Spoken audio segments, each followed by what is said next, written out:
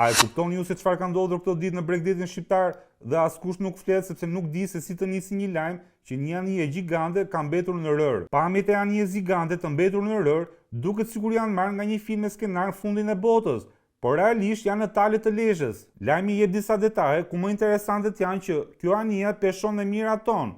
Është projektuar që të përballojë stuhi oqeanike, por mjaftuan disa orë moti i egër në Adriatik dhe ajo të humbas kontrollin dhe të përfundoj aty ku nuk duhet përfundoj kurrë, në rër, që ka qenë një mot i keq në Shqipëri kjo dihet, sepse të gjithë i pan pamjet e shtëpiave të përmbytura.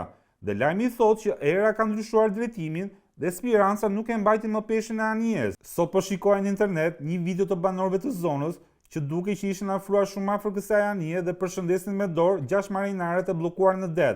Aq e madhe ishte kjo anije, saqë kameramanit i duhet ta rrotullonte dorën 180 gradë që të arrinë të kuptoj se sa e madhe ishte kjo gjë. Për momentin, ky objekt gjigant metalik duket si një atraksion i bukur turistik, ku të gjithë mund t'ikin bëjnë foto, po Darda e ka bishtin mbrapa. Me thënë të drejtë mezi e bëra këtë video sot sepse jam shumë i uritur, por do hap Instagramin dhe do porosis një picë se Pizza Max. Kaq është video për sot, shihemi prapë nesër.